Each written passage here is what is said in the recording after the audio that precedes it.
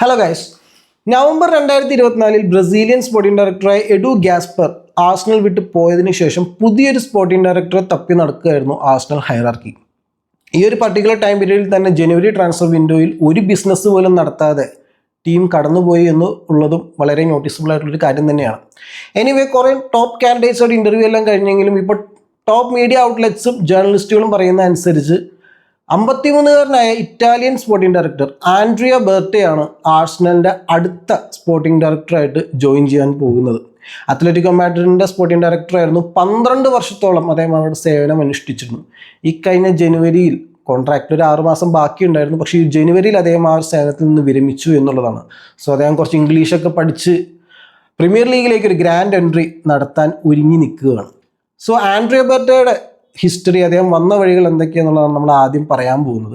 So അതിനു മുമ്പ് ചെറിയൊരു കാര്യം ഓർമ്മിപ്പിച്ചോട്ടെ.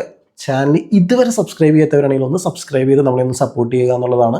നമ്മളൊരു 1000 സബ്സ്ക്രൈബേഴ്സ് എന്ന് പറയുന്ന മൈൽ സ്റ്റോണിലേക്ക് ഇങ്ങനെ പുഷ് ചെയ്തുകൊണ്ടിരിക്കുകയാണ്. സോ നിങ്ങളുടെ സപ്പോർട്ട് നമുക്ക് വളരെയധികം ഇമ്പോർട്ടൻ്റ് ആണ്. അതേപോലെ ഇൻസ്റ്റാഗ്രാമിലും നമ്മുടെ ചാനലിൻ്റെ അക്കൗണ്ട് ഒന്ന് ഫോളോ ചെയ്ത് ഒന്ന് സപ്പോർട്ട് ചെയ്യുക. ഇൻസ്റ്റാഗ്രാം ലിങ്ക് ഞാൻ താഴെ ഡിസ്ക്രിപ്ഷൻ ബോക്സിൽ കൊടുത്തേക്കാം.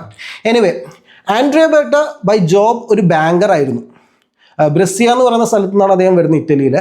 സോ അവിടെ വർക്ക് ചെയ്യുന്ന സമയത്ത് തന്നെ ഫുട്ബോൾ ഓപ്പറേഷൻസിൽ അദ്ദേഹത്തിൻ്റെ ഒരു ലോക്കൽ ക്ലബ് കാർപ്പനഡോലോ എന്ന് പറയുന്ന ക്ലബിൽ അദ്ദേഹം ഫുട്ബോൾ ഓപ്പറേഷൻസ് വിങ്ങിൽ വർക്ക് ചെയ്യുന്നുണ്ടായിരുന്നു. 2007 ഇദ്ദേഹത്തിൻ്റെ ഫുൾ ടൈം ജോബ് പാർമ എന്ന് പറയുന്ന ഇറ്റാലിയൻ ക്ലബിൽ ഇദ്ദേഹം അനുഷ്ഠിക്കാൻ തുടങ്ങുന്നത്. അവിടെ ഒരു 2 വർഷം ഇദ്ദേഹം നിന്നു. അവിടെ ഒരു റെലഗേഷനും കണ്ടു, തൊട്ടപ്പുറത്തെ സീസണിൽ ഒരു പ്രൊമോഷനും കണ്ടു. അതിനുശേഷം 2009 ജനോവ എന്ന് പറയുന്ന ഇറ്റാലിയൻ ക്ലബിലേക്ക് ഇദ്ദേഹം കൂടുമാറി. ഇപ്പോഴത്തെ അറ്റ്ലാന്റ കോച്ചായ ഗാസ്പ്രീനിയൊക്കെ അദ്ദേഹത്തിൻ്റെ കൂടെ ആ സമയത്ത് അവിടെ വർക്ക് ചെയ്തിരുന്നു എന്നുള്ളതാണ്. 3 കൊല്ലത്തോളം അദ്ദേഹം ആ ഒരു ക്ലബിൽ പ്രവർത്തനം അനുഷ്ഠിച്ചു. അതിനുശേഷം 2012 അദ്ദേഹം ആ ഒരു ജോലിയിൽ നിന്ന് രാജിവെച്ചു. പിന്നീട് 1 വർഷത്തേക്ക് അദ്ദേഹം വേറെ എവിടെയും വർക്ക് ചെയ്തിട്ടുണ്ടായില്ല. 2013 അത്ലറ്റിക്കോ മാഡ്രിഡിൻ്റെ ടെക്നിക്കൽ ഡയറക്ടറായിട്ട് ഇദ്ദേഹം കയറുന്നത്. ഇൻ്റർനാഷണൽ സ്കൗട്ടിംഗ് ഡിപ്പാർട്ട്മെൻറ്റിൻ്റെ ചാർജ് ആയിരുന്നു ഇദ്ദേഹത്തിന് ആദ്യം ഉണ്ടായിരുന്നത്. പക്ഷെ പതിയെ ഈ ഒരു മാനേജർ പതുക്കെ പടവുകൾ ചവിട്ടി കയറാൻ തുടങ്ങി. 2017 ഇദ്ദേഹം സ്പോർട്ടിംഗ് ഡയറക്ടറായിട്ട് പ്രൊമോട്ട് ആവുന്നത്. അതിനുശേഷം 2025 ജനുവരി വരെ അദ്ദേഹം ഈ ഒരു ക്ലബിൽ പ്രവർത്തനം അനുഷ്ഠിച്ചു എന്നുള്ളതാണ്. സോ ആ ഒരു പീരീഡ് എന്താണെങ്കിലും ഇദ്ദേഹം അത്ലറ്റിക്കോ മാഡ്രിഡിൽ ഉണ്ടായ ഒരു പീരീഡ് എങ്ങനെയൊക്കെ നോക്കിയാലും അത്ലറ്റിക്കോ മാഡ്രിഡിൻ്റെ സക്സസ്ഫുൾ എര ആയിട്ട് തന്നെ കൺസിഡർ ചെയ്യേണ്ടി വരും എന്നുള്ളതാണ്. നമുക്കറിയാം, സ്പാനിഷ് ലീഗിൽ ഓൾറെഡി ലോകത്തിലെ തന്നെ 2 വമ്പൻ ക്ലബ്ബുകളായ റയൽ മാഡ്രിഡും ബാഴ്സലോണയും കളിക്കുന്നതാണ്. അവരുടെ കൂടെ കട്ടപിടിച്ച് കോമ്പറ്റീറ്റീവായിട്ട് ക്ലബ്ബ് ഈ കാലഘട്ടത്തോളം ഈ ഒരു ടൈം പീരീഡ് മൊത്തം നിലനിന്നു എന്നുള്ളതാണ്. അതേപോലെ തന്നെ 2 വട്ടം ലാ ലീഗ ടൈറ്റിൽ അടിച്ചിട്ടുണ്ട്. ചാമ്പ്യൻസ് ലീഗിൽ 2 വട്ടം റണ്ണേഴ്സപ്പായി. അതൊക്കെ നമുക്ക് അറിയാവുന്ന കാര്യങ്ങളാണ്. അതേപോലെ യൂറോപ്പ ലീഗ് വിജയിച്ചിട്ടുണ്ട്, സ്പാനിഷ് സൂപ്പർ കപ്പ് വിജയിച്ചിട്ടുണ്ട്, യൂറോപ്യൻ സൂപ്പർ കപ്പ് വിജയിച്ചിട്ടുണ്ട്. അതേപോലെ തന്നെ ഇദ്ദേഹം വന്ന സമയത്ത് തന്നെ അത്ലറ്റിക്കോ കോപ്പ ഡെൽ റേയും വിൻ ചെയ്യുന്നുണ്ട്. So it was a successful time period for Andrea Berta in Spain എന്ന നിസ്സംശയം നമുക്ക് പറയാൻ പറ്റും എന്നുള്ളതാണ്. അതേപോലെ തന്നെ പ്ലെയേഴ്സിന് അത്ര തരക്കേടില്ലാത്ത വിലയ്ക്ക് മേടിച്ച് നല്ല ലാഭത്തിൽ വിൽക്കുന്ന കാര്യത്തിലും ഇദ്ദേഹത്തിന് നല്ലൊരു പേരുണ്ട് സ്പോർട്ടിംഗ് ഡയറക്ടേഴ്സിൻ്റെ ഇടയിൽ എന്നുള്ളതാണ്. അതിലിപ്പോൾ കുറച്ച് എക്സാമ്പിളൊക്കെ നമ്മൾ നോക്കുകയാണെങ്കിൽ 2014 ആന്റോണിയോ ഗ്രീസ്മാനെ അത്ലറ്റിക്കോ മാഡ്രിഡ് റിയൽ സോസിഡാഡിൽ നിന്നും ഓൾമോസ്റ്റ് 25 മില്യൺ പൗണ്ട്സിന് വാങ്ങിക്കുന്നത്. 2019 103 മില്യൺ പൗണ്ട്സിനാണ് ബാഴ്സയ്ക്ക് വിറ്റത്. എന്നിട്ട് 2 കൊല്ലം കഴിഞ്ഞ് 2021 വെറും 16.5 മില്യൺ ഈ താരത്തെ തിരിച്ചു മേടിക്കുന്നുണ്ട് അത്ലറ്റിക്കോ മാഡ്രിഡ്. അതേപോലെ റോഡ്രിയുടെ കാര്യം നോക്കുകയാണെങ്കിൽ ഇപ്പോഴത്തെ കറണ്ട് ബാലൻഡിയർ വിന്നറായ റോഡ്രിയെ 2018 വിലാറയിൽ നിന്നും വെറും 16.5 മില്യൺ പൗണ്ട്സിന് അത്ലറ്റിക്കോ മാഡ്രിഡിലേക്ക് എത്തിച്ചത്. 1 വർഷം കഴിഞ്ഞ് 2019 62.5 മില്യൺ പൗണ്ട്സിനാണ് മാൻ സിറ്റിക്ക് മറിച്ച് കിട്ടുക എന്നുള്ളതാണ്. അതേപോലെ 2019 ലൂയിസ് സുയാരസിനെ വെറും 5.5 മില്യൺ പൗണ്ട്സ് കൊടുത്ത് ക്ലബിലേക്ക് എത്തിക്കുന്നുണ്ട് നേരിട്ട് ബാഴ്സയിൽ നിന്ന്. നമുക്കറിയാം ആ സീസൺ എങ്ങനെയാണ് അവസാനിച്ചതെന്നുള്ളത്. അത്ലറ്റിക്കോ മാഡ്രിഡ് ലാ ലീഗ കിരീടവുമായിട്ടാണ് ആ സീസൺ അവസാനിച്ചത്. ലൂയിസ് സുവാരസിൻ്റെ ബാഴ്സയ്ക്കെതിരെയുള്ള ഒരു പെർഫെക്റ്റ് റിവെഞ്ച്. അതേപോലെ മാർക്കസ് ലോറൻഡേനെ 2019 35 മില്യൺ പൗണ്ടിന് റയൽ മാഡ്രിഡിൽ നിന്ന് കൊണ്ടുവരുന്നുണ്ട്. അതേപോലെ കീറൻ ട്രിപ്പിയറിനെ 2019 ടോട്ടനം ഹോട്ട്സ്പറിൽ നിന്നും വെറും 20 മില്യൺ പൗണ്ടിന് അത്ലറ്റിക്കോ മാഡ്രിഡിലേക്ക് എത്തിക്കുന്നുണ്ട്. അതേപോലെ ടീമിൻ്റെ നെടുന്തൂണായ യാനോ ബ്ലാക്കിനെ പറയാതിരിക്കാൻ പറ്റില്ല, വെറും 13 മില്യൺ പൗണ്ടിനൊക്കെയാണ് അദ്ദേഹത്തിനെ ടീമിലേക്ക് എത്തിച്ചത് ഈ ആൻഡ്രിയ ബെർട്ട 2014. സോ ഇതേപോലെ പ്ലെയേഴ്സിനെ ടീമിന് വേണ്ട പ്ലെയേഴ്സിനെ വാങ്ങിയും അതേപോലെ ടീമിൽ നിന്ന് ഹൈ സെല്ലിംഗ് ആയിട്ട് പ്ലെയേഴ്സിനെ വിൽക്കുന്ന കാര്യത്തിലും ഇദ്ദേഹത്തിന് നല്ലൊരു പ്രശസ്തി തന്നെയുണ്ട് അത്ലറ്റിക്കോ മാഡ്രിഡ് കരിയറിൽ അദ്ദേഹത്തിന്. അതേപോലെ തന്നെ ഇദ്ദേഹം കുറച്ച് കൂടുതൽ കാശ് മുടക്കി വർക്കൗട്ട് ആവാതെ പോയ ഐറ്റംസും ഉണ്ട്. എടുത്തു പറയേണ്ടത് ജാ ഫെലിക്സിൻ്റെ കാര്യമാണ്. 2019 113 മില്യൺ പൗണ്ട്സിനാണ് താരത്തിനെ കൊണ്ടുവന്നത്. പക്ഷെ അത് പ്രതീക്ഷിച്ച പോലെ വർക്കൗട്ട് ആയില്ല. അതുപോലെ തോമസ് ലെമാറിൻ്റെ കാര്യം പറയേണ്ടി വരും. 2018 മൊണാക്കോയിൽ നിന്ന് 63 മില്യൺ പൗണ്ട്സ് ക്ലോസ് ടു ആ ഒരു എമൗണ്ടിനാണ് അദ്ദേഹത്തിനെ തോമസ് ലെമാറിനെ ആൻഡ്രിയ ബർട്ട ടീമിലേക്ക് എത്തിച്ചത്. സോ അതൊക്കെ അങ്ങനത്തെ കുറച്ച് റിസ്ക് എടുക്കാൻ കഴിയുള്ള അല്ലെങ്കിൽ റിസ്ക് എടുക്കാട്ട് മടിയില്ലാത്തൊരു സ്പോർട്ടിംഗ് ഡയറക്ടറാണ് എന്ന് അദ്ദേഹം പ്രൂവ് ചെയ്തതാണ്. അതേപോലെ തന്നെ ഹൈ സെല്ലിംഗ് കേപ്പബിലിറ്റീസും ഉള്ള ഒരു സ്പോർട്ടിംഗ് ഡയറക്ടർ തന്നെയാണ്. സോ ഇദ്ദേഹം അത്ലറ്റിക്കോ മാഡ്രിഡിൽ നിന്ന് പോകുന്ന സമയമായപ്പോഴേക്കും മറ്റുള്ള പ്രമുഖ ക്ലബ്ബുകളും ഇദ്ദേഹത്തെ നോട്ടമിടുന്നുണ്ടായിരുന്നു. Especially PSG, Manchester United, AC Milan ശരിക്കും 3 വട്ടം ഇതായിട്ട് മീറ്റിങ്ങും കാര്യങ്ങളൊക്കെ നടന്നു എന്നൊക്കെ പറയുന്നുണ്ട്. പക്ഷേ ആൻഡ്രിയ ബർട്ട ഇവരെയൊക്കെ തള്ളി മാറ്റിക്കൊണ്ട് ആഴ്സണലിനെ ചൂസ് ചെയ്തു എന്നുള്ളതാണ്. ആഴ്സണലിനെ നെക്സ്റ്റ് ലെവലിലേക്ക് കൊണ്ടുപോകാൻ ഇദ്ദേഹം റെഡിയായി വരികയാണ്. അത് തുനിഞ്ഞിറങ്ങാൻ വേണ്ടി വന്നിരിക്കുകയാണ് ആൻഡ്രിയ ബർട്ട. സോ ഡിയേഗോ സിമിയോണിയുടെ കൂടെ കട്ടയ്ക്ക് ഒരു ഡെക്കേഡിന് മേലെ ആ ടീം കോമ്പറ്റീറ്റീവായിട്ട് പിടിച്ചു നിർത്തിയ പോലെ മിക്കേൽ ആർട്ടറ്റ ആയിട്ടും ആ ഒരു ബോണ്ട് ഇദ്ദേഹത്തിന് ഉണ്ടാക്കാൻ കഴിയട്ടെ എന്നുള്ളതാണ്. സോ ഇനി നമ്മൾ നോക്കുന്നത് ആൻഡ്രിയ ബർട്ട ആഴ്സണലിലേക്ക് കടന്നു വരുന്ന ഒരു സമയമാണ്. വളരെ ക്രൂഷ്യലായിട്ടൊരു സമയത്താണ് ക്ലബിലേക്ക് ഇദ്ദേഹം കടന്നു വരുന്നത്. ഒരു പ്രൊജക്ട് സ്റ്റാർട്ട് ചെയ്തപ്പോൾ മിക്കേൽ ആർട്ടറ്റയും എഡു ഗാസ്പർ ഒരുമിച്ചായിരുന്നു. 5 വർഷത്തിന് ശേഷം പ്രൊജക്ട് സക്സസ്ഫുൾ ആയിട്ട് ഫിനിഷ് ചെയ്യാണ്ടാണ് എഡു ഗാസ്പർ പിരിഞ്ഞു പോകുന്നത് ആഴ്സണലിൽ നിന്നും. സോ ഇപ്പോൾ മിക്കേൽ ആർട്ടറ്റയ്ക്ക് നെക്സ്റ്റ് സീസൺ എന്ന് പറയുന്നത് വളരെ ക്രൂഷ്യലാണ്. ഇപ്പോൾ ഈ ഒരു സീസണിലേക്ക് നമുക്കിനി കാര്യമായിട്ട് ഒരു എക്സ്പെക്റ്റ് ചെയ്യുക അല്ലെങ്കിൽ ഒരു റീസണബിൾ പ്രോബബിലിറ്റി എന്ന് പറയുന്നത് ആ ഒരു ചാമ്പ്യൻസ് ലീഗ് മാത്രമാണ് നമ്മൾക്ക് ഇപ്പോഴും ചാൻസ് ഉണ്ടെന്ന് പറയുന്നത്. സോ നമുക്കറിയാം ചാമ്പ്യൻസ് ലീഗാണ്, നമുക്ക് അത്ര ഫെമിലിയർ ആയിട്ടുള്ള വാട്ടേഴ്സ് അല്ല അത്. സോ അവിടെയും കാര്യമായിട്ടൊരു കോൺഫിഡൻസ് ഫാൻസിന് ഇല്ല എന്നുള്ളതാണ്. സോ ഇനിയിപ്പോൾ എല്ലാവരും നോക്കുന്നത് നെക്സ്റ്റ് സീസണിലേക്കാണ്. സോ നെക്സ്റ്റ് സീസണിലേക്ക് പറഞ്ഞാൽ ആർട്ടറ്റയ്ക്ക് വളരെ ക്രൂഷ്യലാണ്.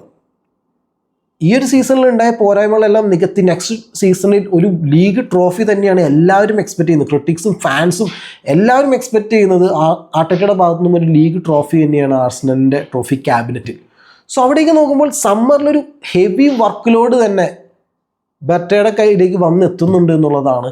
ഒരുപാട് വേക്കൻസീസ് അദ്ദേഹത്തിന് ഫില്ല് ചെയ്യേണ്ടതുണ്ട്.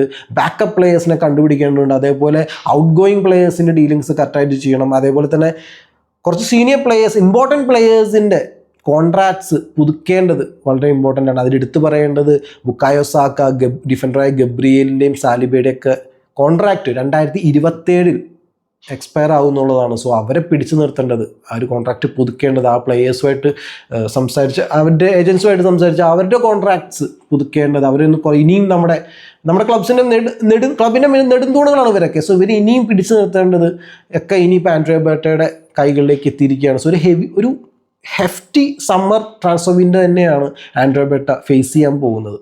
സോ നെക്സ്റ്റ് സീസണിലേക്ക് ടീമിലേക്ക് പ്ലെയേഴ്സിനെ എത്തിക്കുന്ന കാര്യത്തിൽ ഇപ്പോൾ മേജറായുള്ള പൊസിഷൻസ് നമ്മുടെ ക്ലബിന് വേണ്ട എന്തൊക്കെയാണെന്ന് നമുക്കറിയാം. Striker first priority over anything. മിഡ്ഫീൽഡോ ഡിഫൻസോ ഒന്നുമല്ല, ഫസ്റ്റ് സ്ട്രൈക്കർ. സോ അതൊരു വലിയൊരു തലവേദന, വലിയൊരു കടമ തന്നെയാണ് അവിടെ ആൻഡ്രിയ ബർട്ടയ്ക്ക് ഉള്ളത്. കാരണം ആ ഒരു നീക്കം പാളിയാൽ മേ ബി അഗെയിൻ ആഴ്സണലിൻ്റെ ടൈറ്റിൽ ഹോപ്സ് ബാധിക്കപ്പെട്ടേക്കാം എന്നുള്ളതാണ്. സോ അവിടെ ഇസാക്കിൻ്റെ പേര് കേൾക്കുന്നുണ്ട്, അതേപോലെ സെസ്കോൻ്റെ പേര് കേൾക്കുന്നുണ്ട്. പക്ഷേ ഇസാക്കിൻ്റെ കാര്യം നമുക്ക് കുറച്ചുകൂടി പ്രശ്നത്തിലാണ്. കാരണം ന്യൂകാസിൽ യുണൈറ്റഡ് ഇസാക്കിനെ വിട്ടുകൊടുക്കുമായി. പിന്നെ അവരാണ് ഇപ്പോൾ റീസെൻ്റ്ലി അവരുടെ first trophy after 70 years major domestic trophy win ചെയ്തിട്ടേ ഉള്ളൂ. സോ ഇസാക്ക് ചിലപ്പോൾ മേ ബി അവിടെ കണ്ടിന്യൂ ചെയ്തേക്കാം, അല്ലെങ്കിൽ അത്രയും ഹെഫ്റ്റി ഉള്ളൊരു സമ്മ ന്യൂകാസിൽ യുണൈറ്റഡ് ചോദിച്ചേക്കാം എന്നുള്ളതാണ്. സോ മേ ബി നമ്മുടെ സെക്കൻഡ് ഓപ്ഷനായിട്ട് നമ്മൾ കൺസിഡർ ചെയ്യുന്ന സെസ്കോയിലേക്ക് നമ്മൾ നോക്കുന്നതിന് തെറ്റ് പറയാൻ പറ്റില്ല. സോ ഇതിലേതെങ്കിലും ഒരു പ്ലെയറിനെ അല്ലെങ്കിൽ മറ്റൊരു ടോപ്പ് സ്ട്രൈക്കറെ ടീമിലേക്ക് എത്തിക്കേണ്ടത് ആൻഡ്രിയ ബർട്ടയുടെ കടമയാണ് ഇപ്പോൾ. അതേപോലെ തന്നെ നമുക്ക് ഒരു വിങ്ങിൽ ഒരു പ്രൊലിഫിക് വിങ്ങറെ കൊണ്ടുവരണം എന്നുള്ളതും ഒരു അത്യാവശ്യമാണ്. അതേപോലെ ബുക്കായോ സാക്കയ്ക്ക് ഒരു പെർഫെക്റ്റ് ബാക്കപ്പിന് ലൈക്ക് ഈതൻ ന്യൂനറി ഉണ്ട് എന്ന് പറഞ്ഞാലും മേ ബി ആ ഒരു ഏരിയയിലേക്ക് ഒരു പ്ലെയറെ സൈൻ ചെയ്യുന്നതുകൊണ്ട് തെറ്റില്ല എന്നുള്ളതാണ്. അതേപോലെ മിഡ്ഫീൽഡിൽ ഒരു ഓവർഹോൾ എന്തായാലും വേണ്ടി വരും. കാരണം ജോർജിനോയും തോമസ് പാർട്ടിയും ഈ സീസൺ കഴിയുന്നതോടെ മേ ബി ക്ലബ്ബ് വിട്ടു പോകാനുള്ള ചാൻസുകളുണ്ട്.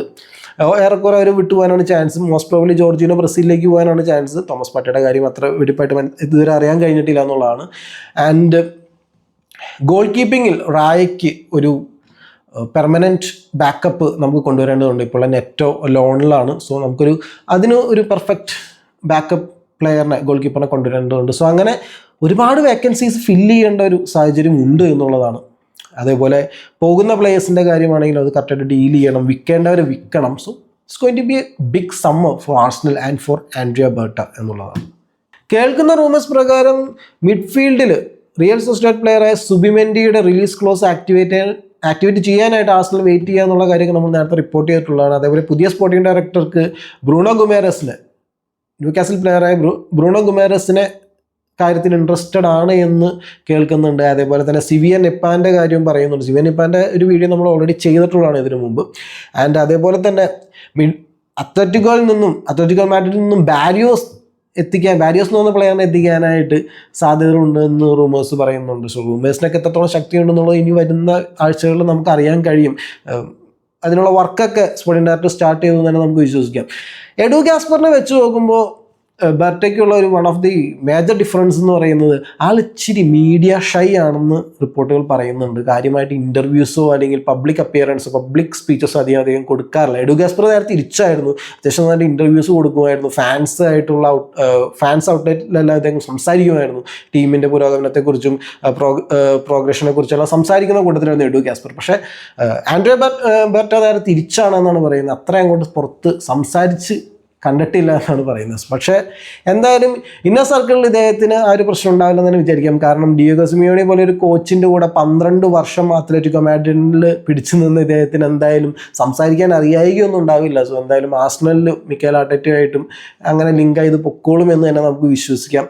പക്ഷേ ഇദ്ദേഹം വരുന്ന സമയം ഇദ്ദേഹത്തിൻ്റെ ഒരു വല്ലാത്തൊരു ടൈറ്റ് സമയത്തിലാണ് ഇദ്ദേഹം വരുന്നത് എന്നുള്ളതാണ്. കാരണം ഇദ്ദേഹത്തിൻ്റെ ഫസ്റ്റ് ട്രാൻസ്ഫർ വിൻഡോയിൽ തന്നെ ഇദ്ദേഹത്തിനെതിരെ ഒരുപാട് ക്രിറ്റിസിസം വരാനുള്ള ചാൻസ് ഉണ്ട്, അല്ലെങ്കിൽ നല്ല രീതിയിൽ ജഡ്ജ് ചെയ്യപ്പെടാനുള്ള ചാൻസ് ഉണ്ട് എന്നുള്ളതാണ്. അത് അദ്ദേഹത്തിൻ്റെ കുറ്റമല്ല, ആർസണൽ ഇപ്പം നിൽക്കുന്ന സ്റ്റേജിൻ്റെ പ്രശ്നമുണ്ട്. അതായത് ഈ ഒരു പ്രോസസ്സ് സ്റ്റാർട്ട് ചെയ്ത് ഇത്ര വർഷമായിട്ടും ട്രോഫി ഇല്ല എന്നുള്ള പ്രശ്നം കൊണ്ടാണ് ആ ഒരു അവസ്ഥയിലേക്ക് ഇദ്ദേഹത്തിന് കടന്നു വരേണ്ടി വരുന്നത് എന്നുള്ളതാണ്. പക്ഷേ ഇത്രയും എക്സ്പീരിയൻസ്ഡ് ആയിട്ടുള്ള ഇത്രയും ഹൈ പ്രൊഫൈൽ ആയിട്ടുള്ള ഒരു സ്പോർട്ടിംഗ് ഡയറക്ടർ എന്തായാലും പെർഫോം ചെയ്യും, നല്ല രീതിയിൽ തന്നെ പെർഫോം ചെയ്യും, നല്ല രീതിയിൽ തന്നെ ഡീൽസ് പുള്ള് ചെയ്യും, നല്ല പ്ലേയേഴ്സിനെ ടീമിലേക്ക് എത്തിക്കും, വേണ്ടാത്തവരെ പറഞ്ഞു വിടും നല്ല രീതിയിൽ തന്നെ എന്ന് നമുക്ക് വിശ്വസിക്കാം. So Andrea Berta and Mikel Arteta are going to take Arsenal to a next level or not എന്നുള്ളത് നമുക്കിനി വരുന്ന കാലത്ത് അടുത്ത് തന്നെ കണ്ടറിയാവുന്ന കാര്യങ്ങളാണ്. എനിവേ പുതിയതായിട്ട് ജോയിൻ ചെയ്യാൻ പോകുന്ന ഈ ഒരു സ്പോർട്ടിംഗ് ഡയറക്ടറെ കുറിച്ചുള്ള നിങ്ങളുടെ അഭിപ്രായങ്ങൾ എന്താണെന്നുള്ള താഴെ കമന്റ് സെക്ഷൻ രേഖപ്പെടുത്തുക. അതേപോലെ നിങ്ങൾക്ക് ഈ വീഡിയോ ഇഷ്ടപ്പെട്ടെങ്കിൽ ഒന്ന് ലൈക്ക് ചെയ്യുക, മറക്കാണ്ട് ലൈക്ക് ചെയ്യട്ടോ. നമ്മുടെ വീഡിയോ സർക്കുലേറ്റ് ചെയ്യാനായിട്ട് കൂടുതൽ ആളുകളിലേക്ക് എത്താനായിട്ട് നിങ്ങളുടെ ലൈക്കുകൾ വളരെ ഇമ്പോർട്ടൻ്റ് ആണ് എന്നുള്ളതാണ്. അതുപോലെ നിങ്ങളുടെ മറ്റുള്ള ഫുട്ബോൾ ഫ്രണ്ട്സിനെല്ലാം ഈ വീഡിയോ ഒന്ന് ഷെയർ ചെയ്യട്ടോ. അതുപോലെ നിങ്ങളുടെ ഫ്രണ്ട് സർക്കിളിലും ഫുട്ബോൾ ചാറ്റ്സിലും എല്ലാം നമ്മുടെ ചാനലിനെ ഒന്ന് മെൻഷൻ ചെയ്യുക. ഞങ്ങൾക്ക് നിങ്ങളിലൂടെ ഒന്ന് ഗ്രോ ചെയ്യാൻ പറ്റും എന്നുള്ളതാണ്. So thank you for watching this video and have A nice day.